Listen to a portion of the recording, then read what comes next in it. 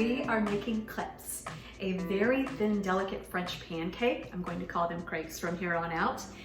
They have this aura of elegance about them. People think they are difficult to make because they just look so intensely impressive when you make them for your friends, family, guests, but they're not. They're actually very easy. Like I said, it's a pancake. I'm going to make them even easier, and you won't believe, in a blender so that you can pour them from the craft of the blender right into your skillet when you're ready to make them. So let's get started. I have in here 2 cups of coconut milk. Now, typically you want to use whole milk. I usually go for dairy-free options, and I really like to use coconut milk because it has a nice fat content. So for anything like this in baking, coconut milk is typically my milk of choice. Use what you want. And then from there on out, I'm going to add 2 eggs. We'll put them right in there. And 2 tablespoons of melted butter that's been cooled a bit. You don't want to put hot butter into everything because it could actually scald and cook your eggs. You don't want that at all. So there's your melted butter. And then 1.5 cups of flour. There's my 1. And here's my half. I actually use a knife to kind of level it off, accurately measuring, and a little pinch of salt. Here, just a pinch. Now, if you're gonna make only sweet crepes, you might wanna add about a tablespoon of sugar in here. I'm going to actually use this batter for sweet and savory crepes. I'm gonna show you 2 different versions, and this is all I need. It goes on my blender, my top goes on, blend it up.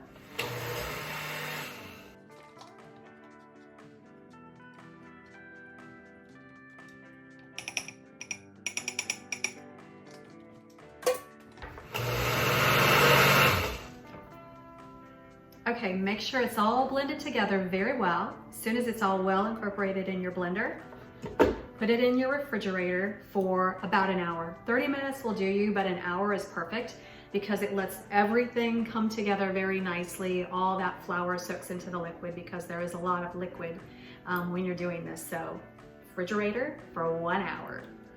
Okay, my crepe batter has been in the refrigerator for an hour. It's ready to go. I have a nice non-stick skillet on medium heat. You want non-stick for this.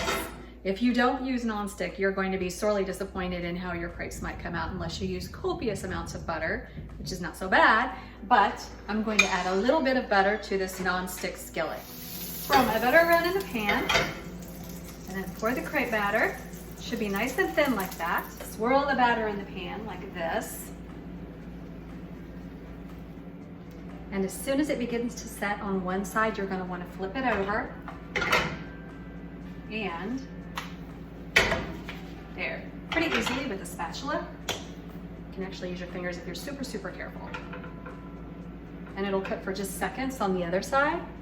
And then onto my board, covered with a towel. Next batch. I don't think I need butter in between every single one. I'm trying to juggle the pouring and the swirling at the same time is a bit of a feat. But I want to make sure it spreads all around the skillet like that. That is a good crepe. And they don't need very long at all because, like I said, they're very thin. And as soon as it's cooked on one side, we're going to finagle it just a little bit. It's not releasing. As soon as it's done on one side, it'll actually release from your non-stick skillet, making it much easier to flip.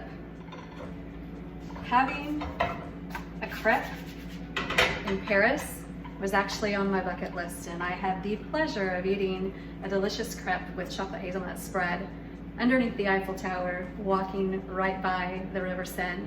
Amazing, and it was a very delicious crepe. They're pros at it there in France. There we go. Towel, tiny bit more butter.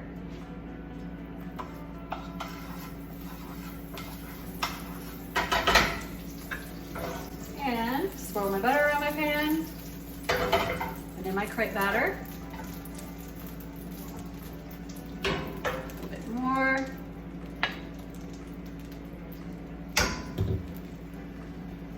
buy crepes in the store, but they're not as delicious as the ones you make yourself. They certainly are convenient, I'll give them that. And sometimes if you want to do something like that, that's fine. I like to do something like a crepe for a dessert especially, and you can do like a crepe bar where you put out the crepe and then you put out berries and whipped cream, chocolate hazelnut spread, and let people kind of make their own. You can just cover the crepes and keep them warm in a very, very low oven. And that's a delicious, delicious end to a meal that looks super impressive. All right, so we have some beautiful crepes finished off, and I'm going to show you how to make a lovely savory filling for these and a very sweet filling for these. All right, we're on to my savory filling for my crepes. I've started out with some sliced mushrooms. And if you don't know, if you dry roast your mushrooms in a pan, it brings out so much flavor from the mushrooms. It makes them quite delicious. I have nothing in here. There's no salt, there's no oil, there's only mushrooms.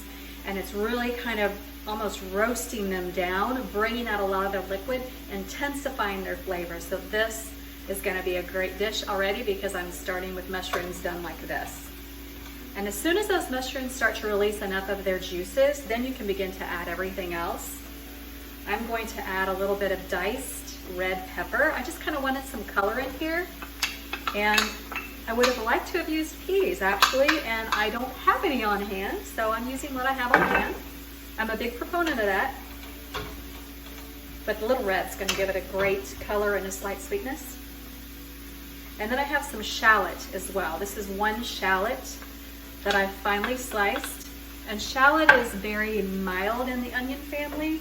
You could also add a little red onion. You could add some garlic if you wanted to. You could even do garlic on top of everything else.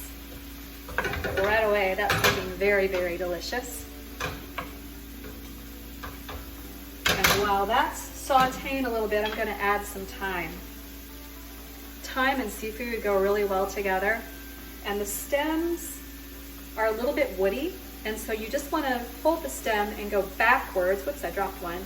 And peel off the little tiny leaves of the thyme. Let's get that out of there. And some people will chop them too. They're so tiny, I really don't mess with it most of the time, and it's gonna be perfect in here. I wanna get to about a teaspoon of thyme, so it takes some time. But just going backwards and pulling out those little itty bitty leaves. All right. Smells amazing. Now it's time to add my salt. I'm gonna have to flavor a lot of things here, so I want a healthy amount of salt and also pepper. A little bit of freshly ground pepper. I like to use freshly ground. I just think it adds a lot of kick. A little bit of heat. Okay, now here are our shrimp. These are a medium shrimp that I've peeled and deveined. And I'm gonna add them right in. And once these go in, everything else goes very quickly because, as you know, shrimp doesn't take very long to cook at all.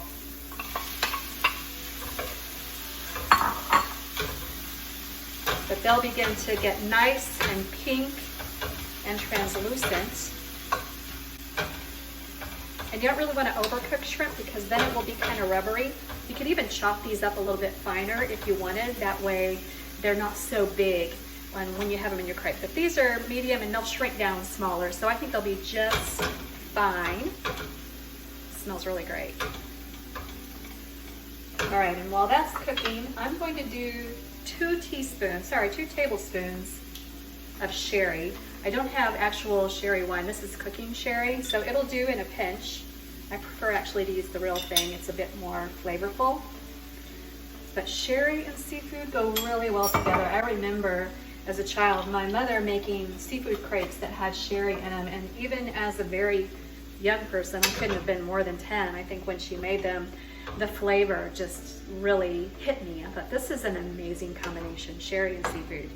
Very, very good. All right, so then I need a cream sauce for this.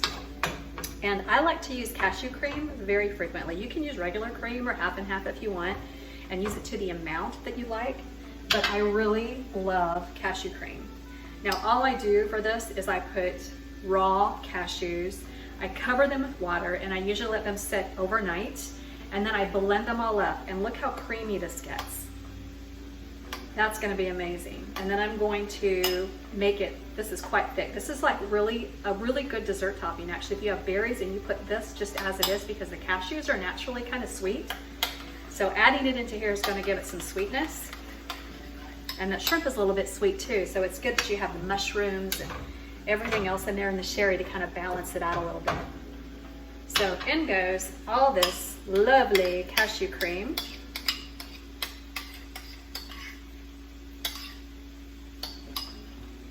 And I'm gonna let it cook down, but I'm gonna balance it out with just a little bit of chicken stock. I don't want it to be too thick. And when it cooks down just a little bit, oh, look how beautiful. Oh, it's so pretty. I get excited. It looks beautiful, little flecks of the red pepper in there and those mushrooms and that shrimp. We're gonna let it cook down just a little bit because the shrimp just needs another minute, and this sauce will get just gorgeous. It's gorgeous already. It's amazing. And then we'll serve it up with our crepes. I think I could eat a big spoonful of this right now. All right, I've filled my crepe, and then I just want to add some additional sauce on top of this. This seems so decadent, but really it's not because of the cashew cream. It's not real cream. You can use real cream if you want, no worries. And the crepes just seem like such an amazing thing.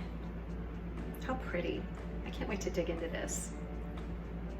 I'll give it a try.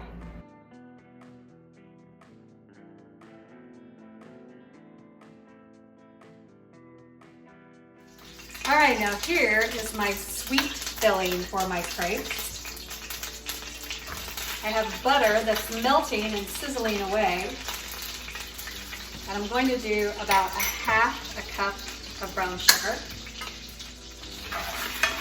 I have close to half a cup of butter too. And that is going to melt together and be all wonderful. This is like a Bananas Foster's crepes.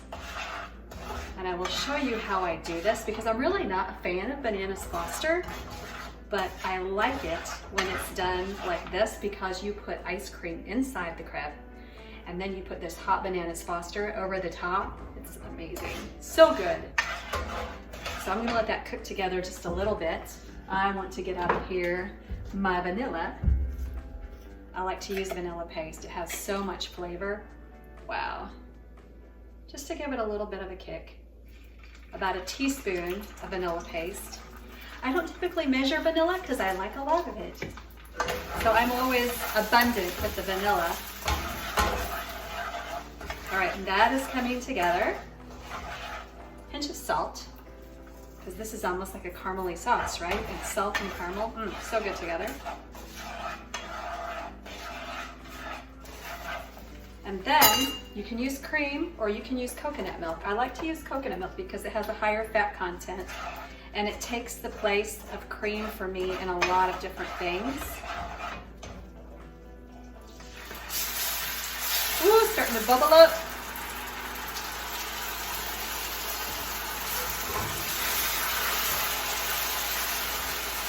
Makes a nice caramely sauce. I just want to get that residual sugar off the side of my skillet. And then it just needs to like cook down for a little bit. And typically you would add some alcohol here. Being that we're in quarantine right now, I don't have any rum. I had a whiskey and I don't really want to add whiskey to this, so we're just going to go as it is, but you would add some alcohol in here. You could flambe it, let it cook down so that you're not getting just a huge hit of alcohol, but you're getting the essence of it afterwards. But without it, it's totally fine too. All right, and while that is cooking away, the final thing that is required for Bananas Foster's application are bananas. And those, I'll just throw in here at the last minute because I still want them to have some firmness to them, And I do them just like that. Just cut them with a table knife right into your skillet. Super easy. Quick and easy. I'm gonna turn off my heat. Give them one little last stir around. And they will stay nice and warm. I'll get my crepe ready. And you'll see how this looks. So good.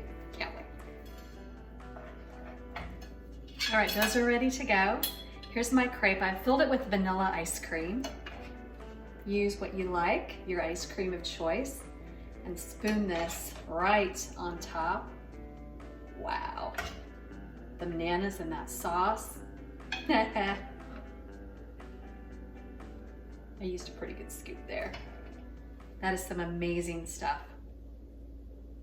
Very delicious. I can attest. I've had a few.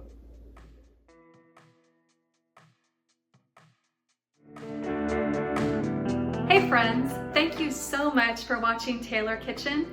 For recipes and the stories behind some of them, go to taylorkitchen.weebly.com. Thanks again.